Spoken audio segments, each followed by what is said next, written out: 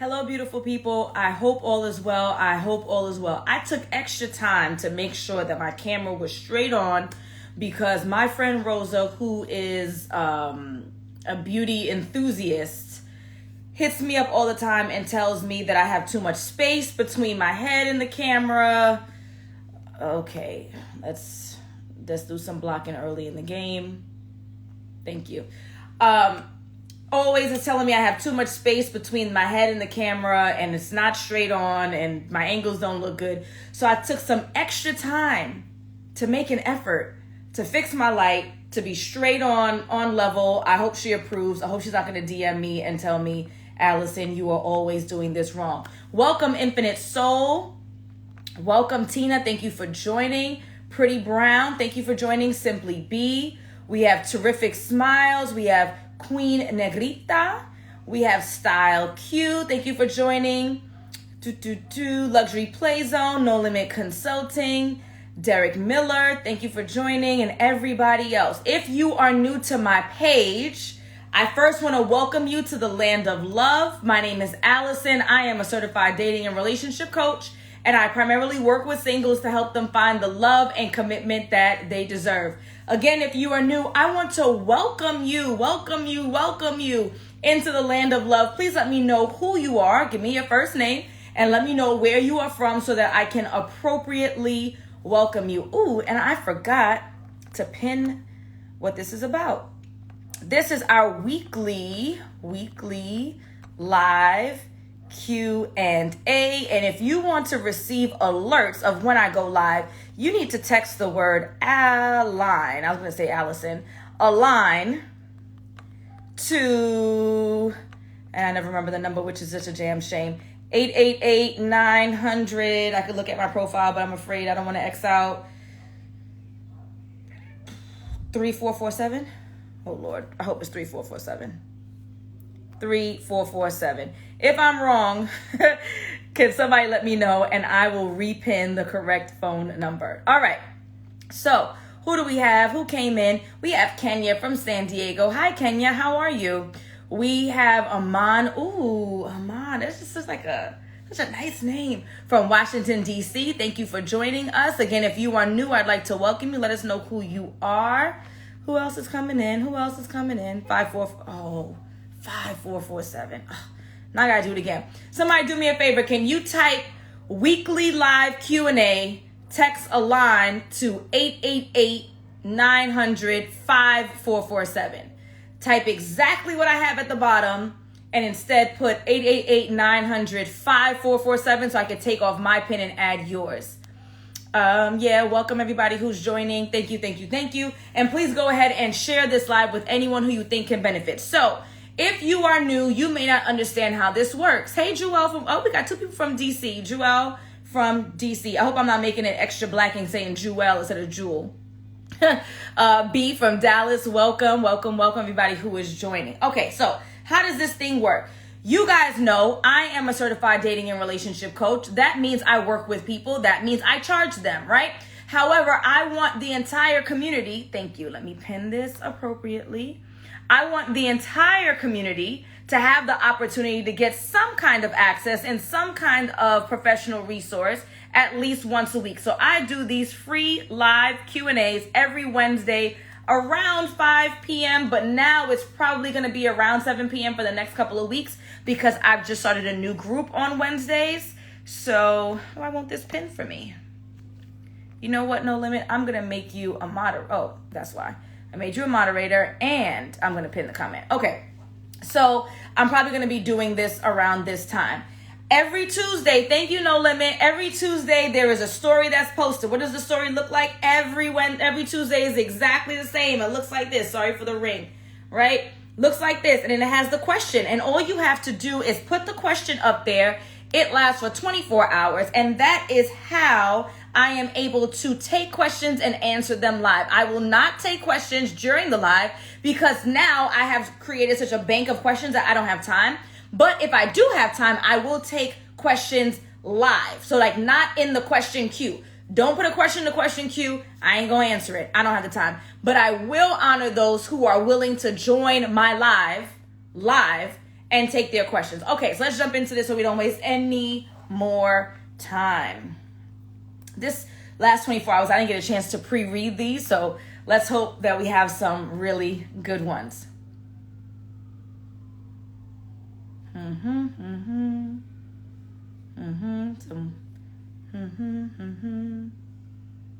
Okay, let me just start. I'm not really that crazy over these questions, I gotta tell you. Online dating. Do I allow the men to ask me out on dates, or should I reach out for dates too? Hey, Joey. Question. Online dating. Do I allow the men to ask me out on dates, or should I reach out for dates too? This is going to be a personal preference. I will tell you my philosophy on paying for dates, because I feel like that's going to be the next question, right? Well, then who pays? My philosophy on paying for dates is whoever asks to go out on the date should be the person who pays for the date. So whatever your philosophy is on whether or not a woman should or should not ask, I will tell you that my opinion is if you ask, man or woman or whatever identity, right?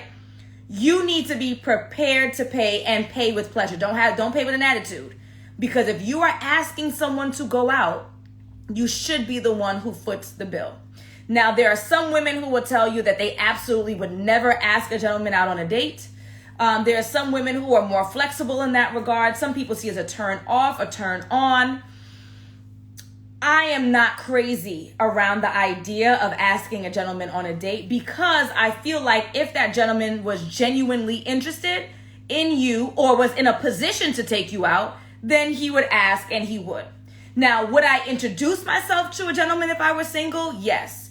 Would I engage in conversation? Yes. Would I be slightly flirtatious? And let me tell you about what slightly flirtatious means. Slightly flirtatious means that I am going to let him know that I find him interesting and kind of attractive, right?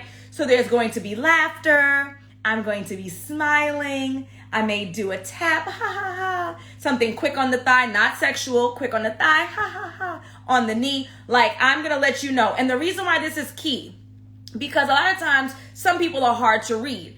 And to expect gentlemen to just be able to assess every single time that a woman is interested in him and she's not giving him anything to give him that impression, you're asking him to go out on a limb and you're asking him to potentially embarrass himself. So you want to, as they say, drop the handkerchief. You want to give this gentleman the impression that you are interested in him and you are interested in spending some quality time and getting to know each other, right? It doesn't mean you're being slutty, but you do want to be slightly flirtatious so it's clear to all parties involved that this woman is interested in getting to know this man in some potential romantic element.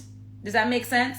So for me, I would not ask a gentleman on a date. However, I am going to make it abundantly clear that I'm interested in him in a romantic way so that if he wants to take me on a date, he's not nervous to ask or he's not concerned about asking, because I made it clear to him that I like him. So he knows he's going to get a yes out of me. I'm not asking. If you do ask, which is A-okay, I don't judge. I don't make it a big deal when they can't ask. If you do ask, be prepared to play. And be prepared to pay with pleasure. Be prepared to pay with pleasure. All right? All right, next question. What advice can you give to the larger plus-size women on the dating scene? What advice can you give to larger plus-size women on the dating scene? My recommendation to any woman is to be confident in her appeal. So, unfortunately, I don't have advice for plus-size women or skinny women, tall women or short women, light women or dark women, bald head, full of hair, right? You need to exude confidence as a person, exude confidence as a woman, and that is going to spill out in your presentation, which will make you attractive or make you more attractive. So don't be concerned about what he likes, what he doesn't like. Don't be concerned about, is he going to think I'm too big? If he's speaking with you and he's being flirtatious with you, then he is romantically interested in you. And you should be reading those signs no matter what your size is. There are plenty of men who like big women, small women, short women, tall women, right? So you need to be authentically yourself and show up with confidence. Now, if you are working on losing weight because that's what you desire, for whatever reason, for aesthetics, for health, then you do that, right? But what you're not going to do is show up on the dating scene without that confidence, because what happens is you will then attract the types of people who are looking to take advantage of those with low self-esteem. And your self-esteem may be attached to your weight. Someone else's low self-esteem might be attached to their economic status or education status or whatever it may be, right? But you cannot enter the dating scene not being confident, because what will happen is that you are going to attract the type of people who are looking to take advantage because they can read and smell the low confidence. So this ain't big or small, tall or short, light or dark. This is, you are a confident woman. You know exactly what you want. You dress well for your size. And I don't mean that you cover up because you're big or large, according to the question, right? I'm talking about you look good, you feel good, you smell good. You take good care of yourself. Your hair's done, your nails done, your face is whatever that might look like, beat or moderate or what have you, but you walk in with confidence and you take over that room. That is how you enter the dating scene. And if you choose to work on your weight because it's something that's key to you, then work on it. But there is no specific advice for any particular woman or man entering the dating scene other than being confident and being aware that there's room for improvement and constantly working on the best version of you, whatever the best version of you might look like. Okay? I hope that makes sense. The question is, my friends who are mothers, I am not a mother, and require to meet a man who is not a father. Meet more men without children. Why do you think that is? My friends who are mothers, I am not a mother, and I require to meet a man who is not a father. Meet more men without children. Why do you think that is? So the first thing that I would say is it possible that they're going out socially, or they are on dating apps, or they are online? Because guess what? Everything is a dating app, okay? Instagram's a dating app, Facebook's a dating app, everything's a dating app, okay? Is it possible, let me fix this camera. Is it possible that they're just going out more than you? If they are socializing more than you, if they are on dating apps and they're active more than you, if they are willing to perhaps date the men that you wouldn't date, because the only thing in this question says that you require that he's not a father. But perhaps there are other things that your friends are giving in on. Maybe their standards are lower. And I put that in quotation marks because depending on the person, like whatever your goals, your desires, your non-negotiables are going to vary from person to person. So this is not a judgmental post. This is, or rant. This is a response. I'm just trying to explain. So one, if they socialize more, they go out more, they're on more dating apps, then by default, they're going to meet more men, which by default means that they're going to meet more men without children, just like they're going to meet more men with children. And then number two, if they are giving in or giving up on, or their standards aren't as high as yours in other areas, then they're going to meet more men, perhaps, who don't have children, but maybe you have a standard around income and they don't have that standard. Maybe you have a standard around living alone or having their own house or having a car or whatever it is. And so we can't measure our experience with the types of men that we meet in comparison to our friends unless we are doing the exact same thing that our friends are doing. Remember the scientific method? Remember, guys, like those question, hypothesis, materials, variables, blah, blah, blah, blah, blah, blah, blah, blah. Like if you're trying to repeat the results of an experiment, my friends meet all of these single guys without children, then that means that you need to do the exact same things that they're doing. And if you're not doing the exact same thing, then you're not replicating the experiment. If you are not going to the same places that they're going at the same frequency, if you are not willing to date and perhaps, and I use this loosely, this is not a judgment call, date down or let go on certain standards that you may have, then you can't compare the two experiences. They're not the same. Does that make sense? So you need to look at this holistically. Are you offering the same time, effort, and energy that these women are? And are you willing to date? Because just because somebody's not a father doesn't mean that they're a good man or a quality man or the kind of man that you want. Are you willing to date those men that they are seeing? Right? Someone just said also, just because they meet these men doesn't mean their relationships are successful. So they're meeting a whole bunch of men who don't have children, but what is the quality of their relationship? And I use the term loosely with these men. So great, they meet them. And then what? Does anything ever develop thereafter? Let's look at the whole picture, okay? Next question. He treats me great, and there's great chemistry, but some of his personality traits annoy me. Help. He treats me great and great chemistry, but some of his personality traits annoy me. Help. Okay, so one of the first things that I do with my clients when we work together in a coaching program, actually this is week 2 in my coaching program, The Partner You Deserve, is outlining what are the non-negotiables. I give them 5 to 6 non-negotiables. These are the most basic things that this person, usually a man, must have in order for this woman that I'm working with to consider him, to date him, to see him, to be with him. Obviously, someone's going to have way more behaviors and characteristics, both good and bad, than the 6, right? But you have to have that. Now, we have to decide, does the good outweigh the bad? She didn't specify what these personality traits are. Is it a funny laugh? Is it a snort? Like, does he bite down on his fork a little too loud? We have to decide what's the priority here. And if you're telling me that he treats you well, and you're telling me that there's great chemistry, then I would need to know what's so bad about the personality traits that is going to undo and diminish all of the other good stuff that we're talking about here. If anybody's ever seen the movie, Why Did I Get Married? That was the first time that I ever saw or heard about this idea of the 80-20 rule. Is 80% of it good? Because if 80% of it is good, then the 20% that's annoying or bad is irrelevant to me. So again, obviously this is a limited forum. I only have the questions that are in the queue. I don't have a lot of insight, but she led with, he treats her well and there's great chemistry.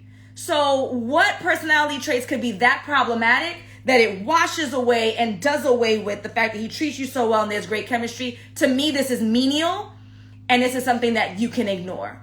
And this is something else too that I want to remind you, ladies and gentlemen. I say guys, but ladies and gentlemen, right? As much as there's something that someone else does that annoys you, please believe that there are behaviors and traits that you do that's annoying as hell. Now, my husband loves me, but I am sure that there are certain things that gets on his last nerve that he may decide to not speak on because of the 80-20 rule. If he were to make a list of all of the behaviors and traits that I have in comparison to the traits that I have, that he likes, in comparison to the traits that he doesn't like, he's probably going to say to himself, I assume because he married me, he's probably going to say to himself, is it really worth me getting on Alison for doing blank? Is it really? We got to weigh the good and the bad. And then please also be mindful of listening to the conversations of your friends. Do you really want to go back out in these streets? I mean, based on what I've heard and understand, that these streets ain't easy. So I would say, again, we don't know what these personality traits are that are so annoying. I would say that this is foolishness. Please be thankful and continue to date this man and ignore it. Okay? Okay. What do you suggest for new relationship coaches? What do you suggest for new relationship coaches? Well, I actually did like a 5-day training on coaching, right? So I want you to click the link in my bio and scroll down to, I think it was Coaching 101. But the quick answer is the first thing is that you need to be transparent and about your own circumstances. People are not going to know, and trust you if you are not transparent about your own transgressions, if you are not transparent about your own failures, and if you don't have your own successes. Now, there are some coaches out there who are successful in their practice, who are not in successful relationships currently, and this is not in an effort for me to hate. I don't understand why anybody would give them $1. I would not pay a trainer who is overweight. I would not pay a financial advisor who was broke, and I would not pay a relationship coach who was not in a happy, fulfilling relationship.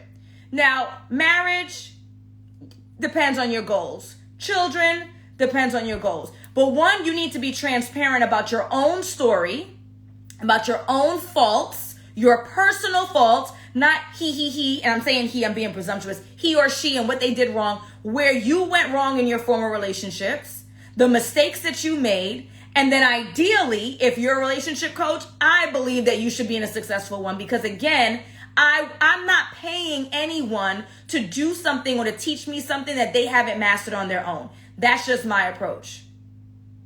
Okay? Those are my thoughts. The quick answer. Long answer is click the link in my bio, scroll to Coaching 101. I did a 5-day session or 5 days worth of sessions teaching folks how to get into the coaching space. All right? But good question. Should I be offended if a guy I'm dating keeps asking me to work out with him? Should I be offended if a guy I'm dating keeps asking me to work out with him? No. And let me tell you why. He's either asking because one, he enjoys working out. It's an activity that he participates in that brings him happiness, and he wants you to participate along with him. Or two, he thinks that you're a lovely woman who could benefit from some workout, and so he wants to motivate you to be healthier. I don't see anything wrong with either one of those. I don't say that's offensive. So either he wants to share something that he enjoys, Infinite Soul says he wants to be around you, or he wants to motivate you because he sees that there's some relative room for improvement and he's good at this and he wants to push you to be the best version of yourself. This is not offensive. As a matter of fact, I think it's supportive and amazing. Now, if you have no desire, make it clear you have no desire. Like Alison, I'm not a gym person. I'm not a gym person. I know I should be, but I'm not. So I'm a diet person. If I feel like that something is going, my weight is going in a direction I don't like, or I can't fit my clothes, I will diet all day long. I will deny myself every cookie, cake, ice cream, and eat every salad. I'm not running the block. You see this hair? I'm not running the block. Everything is for everybody, whatever, right? But I would not be offended. I see it as support. And if you're not interested, you make it clear. I agree with Infinite Soul. She said, go at least once. See what it's like. I'm dating someone who is 100%, or not who is. So I'm dating someone who 100% wants to marry me, but I feel like he isn't my soulmate. How do I tell him and not hurt his feelings? I'm dating someone who 100% wants to marry me, but I feel like he isn't my soulmate. How do I tell him and not hurt his feelings? You are absolutely going to hurt his feelings. It's unavoidable. It's unavoidable. There's no way to let someone know that you don't want to be with them in the same capacity that they want to be with you kindly. It is unavoidable. However, what I would highly recommend, one of two things. I need you to assess what this soulmate thing means. What is this? Is this real? Right? Like, I spoke about it, especially when I began my practice around this idea of like this perfect relationship, around this idea of this romanticized Disney. What is this? I feel like he isn't my soulmate. What is a soulmate? What does that feeling feel like? What are you expecting out of the relationship that he's not delivering? That's what I want to know. I think we need to make this reality and not romanticize. So that's number one. In your life, you need to figure out what that looks like. Number two, you need to tell him ASAP, like tonight, because you do not want to continue to waste a gentleman's time and waste your own time with someone that you don't want to be with in the same capacity. You need to tell him ASAP. ASAP Rocky. Like, that's how fast you need to tell him. That's going to mitigate some of his hurt. But the longer you stay with him, the more attached he's going to be, the more he begins to create this plan in his mind of what your future looks like. And that's going to hurt more. Every day that passes that you allow this guy to live this lie in his head, it's going to hurt. It's going to hurt regardless. It is unavoidable. Unavoidable. Do it quickly. But before you do it, I need you to be super clear on what you expect to feel. because I think that many of us are living in a fantasy world that we think that romantic relationships are Disney, and it is not, and it never will be. Okay? How to rebuild trust after one has failed to communicate for almost 2 weeks. Says he was going through something mentally. How to rebuild trust after one has failed to communicate for almost 2 weeks. Says he was going through it mentally. Okay, so let's talk about this. This is an expression that I have heard specifically, or an excuse that I've heard specifically from men. Men will use this excuse, and not to say that women don't have excuses. This just usually ain't our shtick, right? I'm going through something. If two people are in a romantic relationship together, they're supposed to go through those things together. The other person is supposed to be their support. So the way that I perceive this is that you, the person who's going through something, which it never ain't going through shit, but whatever they're going through, that means that you didn't trust me enough as your romantic partner to divulge what you were going through so that I could support you. Right? So if you are supposedly going through something, what's my purpose? My purpose as your partner is to uplift you, right? So you full of it. He full of it, right? Now let's say for once, let's be nice and soft and sweet and kind and say that he is going through something. Then the only way to rebuild that trust, if he's really going through some kind of mental health struggle, is what kind of professional support is he receiving? Because what we're not going to do is continue this relationship, and every couple of months that you are going through something, you disappear for 2 weeks. So if you are really going through something, some kind of emotional or mental turmoil, then that means that you need to reach out to a mental health professional to help you solve this problem. Since I can't help, which is okay, since I can't help, then where is your therapist? Right? Like, where is your counselor? Where is your whoever? Because if you're supposedly going through some kind of mental health struggle, just like you broke your arm, you will go to the hospital. If you're going through something emotional, then you should be going through with some kind of professional. And when I see proof that you're actually seeing someone, then I'll be inclined to actually believe you. Because you're seeing somebody professionally to help you with the issue that was at hand. But let's be honest. He ain't going through nothing. His girl caught him. He's figuring something else out. Somebody says he's a drug addict. This ain't it. This ain't it. But if we were just to play angel's advocate for a second, okay, you were going through something, you couldn't come to me. Well, who are you going to go to resolve this problem? If he goes to no one, he's not serious. When he's in a position to go to someone because he really has a problem, then we can have a conversation around what other supports I can offer other than the mental health professional. 2 weeks, not a text? Highly doubt it, sir. I highly doubt that, sir. But good luck to you. Okay? Next question. Do you think there's an age for females to start dating for marriage? Do you think there's an age for females to start dating for marriage? So I think this is a really good question. There's going to be cultural ramifications, like regional things. Folks down south tend to get married a lot faster, blah, blah, blah. So this isn't an easy answer. I believe, and I'm no scientist, okay? This is limited living environment and biology from Boys and Girls High School in Brooklyn, New York. I know they talk about like the brain is not fully developed until 27, right? That's my understanding. The something oblongata, whatever. So I would say that I think it's in women's best interest to start getting serious about dating and dating with intention in their late 20s. I think trying to be any more serious than that, especially if you're dating men that are in the same age as you, trying to get any more serious than that or earlier than that is impractical. Because when folks are in their early 20s or mid 20s, they're still playing the field. They're still learning what they want. They're still maturing themselves. They're still getting clear on what they desire for their life and for their future. And so to try to get super serious at 25 is impractical, in my opinion, right? I'm also a New Yorker, where in New York, we have to hustle and bustle and work 2 jobs in order to just pay the rent. So the culture is going to be different for me. So my answer as a New Yorker, I would say to start getting serious about dating. If you're dating men who are in your age range, is going to be your late 20s, because I believe that those gentlemen are beginning to get their lives together, beginning to get their finance, like on a serious note, beginning to get their finances together, and are beginning to think in the future in regards to family and whether or not they desire it and what they're looking for in a wife, right? If they desire marriage.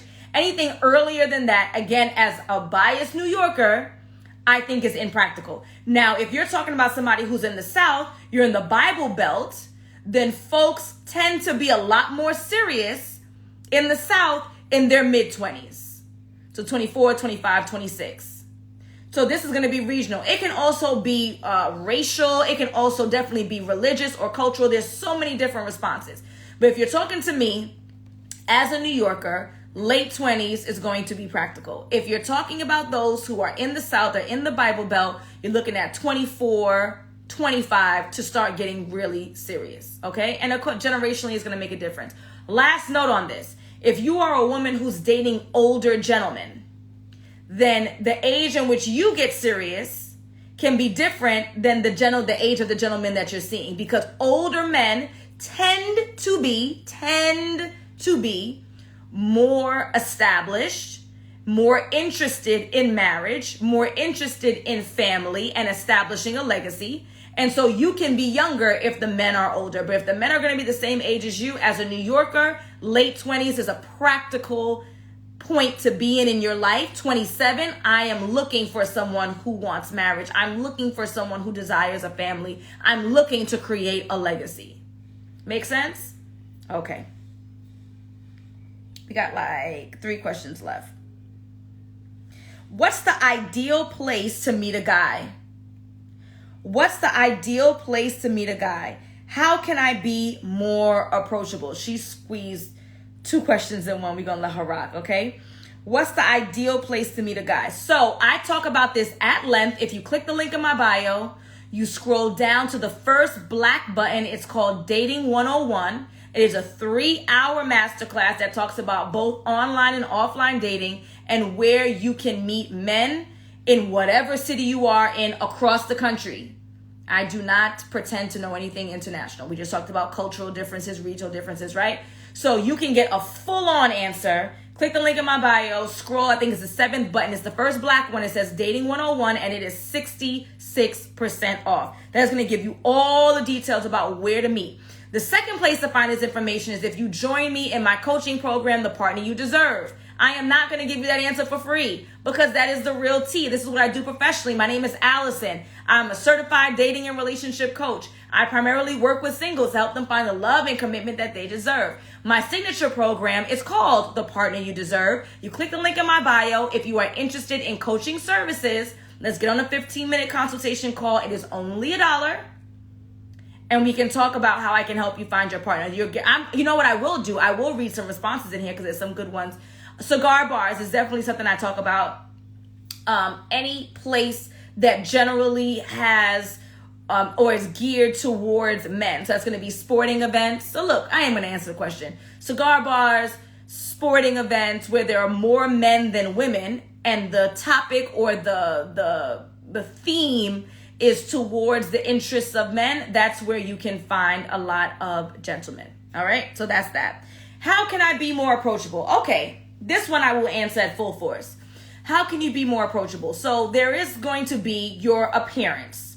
And I know that that's not the nice answer. People want to talk about, depth and I don't know your depth. I don't know your intelligence. I don't know how kind or sweet or warm you are, but I know what you look like because I have vision and it works, right? So your appearance is going to be key. The more attractive you are and the more confident you carry yourself, the more inclined someone will be to approach you. So whatever attractive looks like for you. So styling your hair in a way that you think is attractive.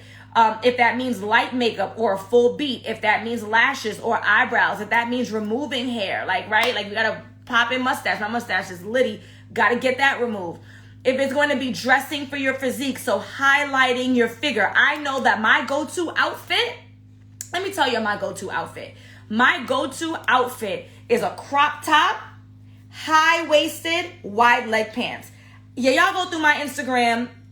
That is my go-to because that's what gives me my best figure and my best shape, right? So dressing for your size, dressing for your shape, accentuating your elements as a woman, right? Your feminine woes or whatever the expression is. You're going to smell good, right? That's going to help you be approachable. You walk past someone and the wind she smells good. You are going to be warm in your presentation. What does that look like? You're going to be smiling. You're going to turn the volume down. I have a teacher voice. I don't know if I had a teacher voice before I was a teacher, but you're going to turn the volume down just a little bit, right? Because we don't want to come across as like angry or obnoxious. So you're smiling. So that means you don't have a resting bee face. That means that you are the type of person that someone would feel comfortable walking up to, right? Our arms are not crossed. We don't have an attitude. Shaking our head, right? Like you are approachable because your chest is open. You are smiling. You look like someone safe. You look like if someone was lost, they would look around to see the warmest person they could find and come to you and say, excuse me, ma'am, do you know where I can find blah, blah, blah. That is how you become approachable. Let me check out some of these comments. High waist jeans just do something heavenly for the bottom, right? That's just my thing, right? My niece told me to act like I need help whenever I'm around men. She's 18. She was 18 when she said it and it worked. Okay, asking for help, right? Well, that's not you being approachable because you're approaching them if you need the help. But if you look like you're overwhelmed or stressed, then perhaps, right? So that's how you become more approachable. It's going to be your presentation, right? It's going to be how you feel about how you look, how you actually look, feeling like your best self, looking like your best self, smelling like your best self, and being positive and being happy. Because if you're not happy, then people won't approach you. Because I know I don't want to get spazzed on, right? Make sense? All right. Yes, don't be in your phone. That's another thing. Having headphones on as well. I'm going to be less inclined to approach someone who has headphones. I don't want to be rude and disrupt them. If you're on the phone, I'm going to be less inclined to approach you too. Okay? Next question. When to tell someone you're celibate until marriage? When to tell someone you're celibate until marriage? Okay, so I recommend telling someone that you are celibate until marriage on your first date. And I know that's probably not going to be a popular answer. However, just like a lot of women feel as though they are led on and manipulated and told what they want to be told, right? Like men will tell them whatever they want to hear. Then it's only right that if we know that we have information that might make or break that relationship, we should also share that information early. Fair is fair. We can't have an expectation that gentlemen are upfront about what they're looking for, upfront about whether or not they are married or engaged or have children or what have you, and we're not upfront with information that we know could make or break this situation, right? So I would tell this gentleman on the first date that I was celibate and I was waiting until marriage. Now, what I would do is I would put myself in a position to be rejected less by dating men who may be in the same boat as me or have the same interests as me. So if for this person you are celibate because of religion, or maybe even not, but maybe because of religion, right? Then you may want to be on dating sites that are religion based. You may want to go to church so that that sucks. But you know what I'm saying? The benefit of building a relationship with God is that you're also meeting other gentlemen who are doing the same. Now, it doesn't mean that every man in church is celibate. It doesn't mean that every man on a religion-based dating app is celibate, but you're going to be more inclined to find men who are in alignment with those standards if you go to specific places. So be mindful of where you're meeting men so that you will be rejected less. Will you be rejected more than the average woman? Yes, I'm not going to lie. You will. If you are celibate, you are more likely to be rejected by the men that you entertain or who entertain you or what have you. That is the truth of the matter. But what I would do is try to put myself in a position where I would be more inclined to meet men who may be in alignment or may agree with this lifestyle so that I don't have to face as much rejection. And again, to answer your question, I'm telling them on the first date, because if I have an expectation that I'm dating someone and they know some information, they live a life that they know that I may not agree with or may be difficult for me to come to terms with, and they didn't tell me, I'd be mad. I'd be mad. So if I expect someone to be forthcoming with me, that means that I need to be forthcoming with them. Rejection is God's protection, so I'll take it. Being brutally honest will get the wrong men out of your face and space sooner. I hear you. First date. All right, let me make sure I didn't skip anybody. Oh, okay, we got 2 more. How do I know when I'm ready to date again? How do I know? Oh, wait, let me correct this. But the men are not forthcoming. Okay, this is so funny. I was looking at a post from some therapy page. And the page says that 2 of the worst things that you can ever say is always and never. And I always tell my friends, look at me, I'm doing it. I tell my friends this a lot. Absolutes will make you absolutely wrong. We have to be very mindful of the language that we use. It's not all men. It's not all women. And when we paint men and women as in this wide brush of behavior, then what we're saying is that we're never going to find the right one because this is what men do. And I'm never going to find the right one because this is what women do. This is what some men do. This is what some women do. This is what the men that you selected have done. This is what the women that you selected have done. But no all women or no all men. It's not always. It's not never. There are, and not even exceptions to the rule. There are plenty of quality men and there are plenty of quality women. Okay, so we have to be very mindful of our language, because if we speak like this, then that means that we're also saying that love is never going to happen for me. Because if all men ain't ish, then how could it ever happen for you, right? If you're saying that all women are gold diggers and all women are this and all women are that, then that must mean that it's never going to happen for you. So it can't be, it's going to happen for me, but they all are. Or just saying men or just saying women. We have to be very mindful of our language, because our language is going to lead our actions and our actions are going to create our reality. Okay? Dang, I didn't know what question I was on. Oh, how do I know when I'm ready to date again? I feel lonely but scared to get hurt. How do I know when I'm ready to date again? I feel lonely but scared to get hurt. So my first question is, are you over this person? Do not waste the other person's time, the new guy, the new girl. Don't waste their time if you are not over them, meaning you do not have a desire to rebuild that romantic relationship. That's what, I'm over you. I'm not interested in rebuilding. I'm not interested in recreating. I'm not interested in fixing, right? So the first question is, are you over this person? If you are over them, you do not have a desire to get back with them, then my next step would be reflective on what were some of the behaviors that you exhibited that may have caused this relationship to fail, or may cause being in a relationship with you not as easy as it could be, right? What are some of the things that you can do? And this is not a blame game of the reason why the relationship failed is because me, but it's I want to show up as the best version of myself because I want to have a long-term, committed, wonderful, fulfilling relationship that potentially leads to marriage. I want all of that. So because I want all of that, I need to show up as the best version of myself. So I need to work on me. So if you're over the person, right? And then you are working on becoming the best version of yourself for you, because you should be working on the best version of yourself for you. And by default, everybody wins. Your parents win, your siblings win, your coworkers win, your clients win, your man wins because you're showing up as your kids win because it's the best version of you. That's step 2. And then you need to take the risk. I'm scared I'm going to get hurt. Oh, well. You drive every day.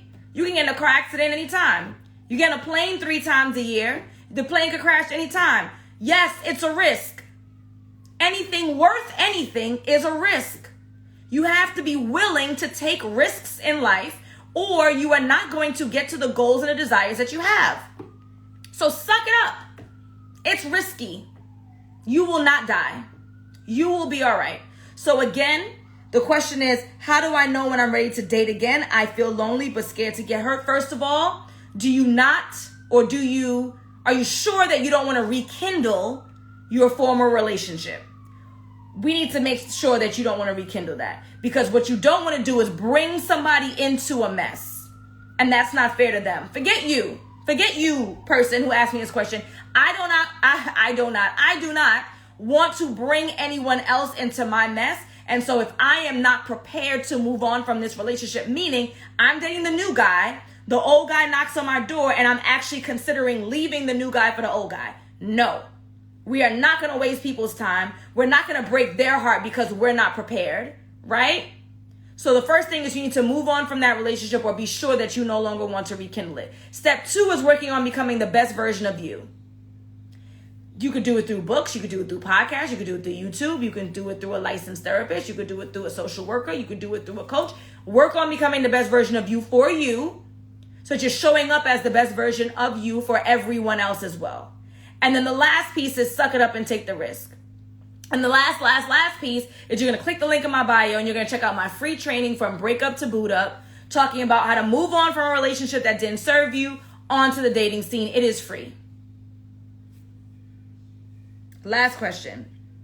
My 38-year-old boyfriend works 2 jobs, lives with his mom, and is an only child. Red flag.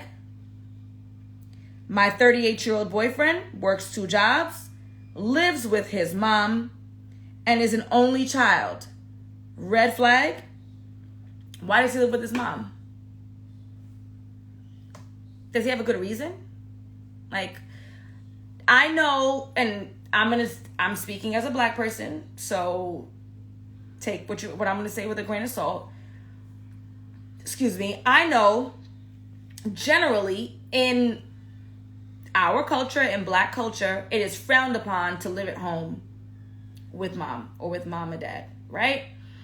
I know in other cultures, adult children many times stay home for longer than Black people would normally accept, because they're going to move from their parents' house into purchasing their own home. I want to know why.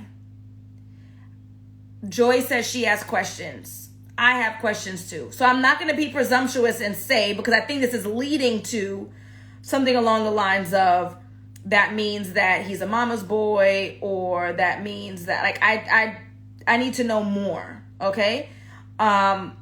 Is he saving for a home? Actively. You see it, you know it. Next steps are pairing. Is she ill? Who's taking care of who? He has 2 jobs, doesn't mean that he's not blowing money fast. Like, I would need more detail, and I don't know if you have those details before I can answer that question. I'm not going to be presumptuous and say just because he lives at home with his mom, then he's trash and you should run away. He's clearly a mama's boy. I don't know. I need to know details. What's his plan? What's his intention? Is there a timeline? Is he executing on the plan? Does it seem like it's going in the direction in which he stated? This is what I need to know. I need to have a conversation as, oh God, I don't want to get your name wrong. Miss 76, I'm going to go with, says, I'm going to have a conversation and I'm not going to be presumptuous.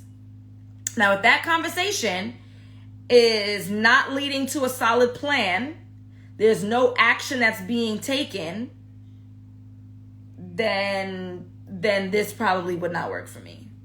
But if there is a plan that's in place and he's going through the appropriate steps, like he's saving for the house and he has a realtor, he's saving for the house and he has a pre-approval letter, like he's doing the appropriate steps, then I think that perhaps we need to reframe what our previous cultural beliefs are and not assume that everyone is raised the same way as us and so they have the same expectations. Does that make sense? I'm getting tired, y'all. You'll see that? Like, I'm sunsetting. All right, beautiful people, this live will be saved.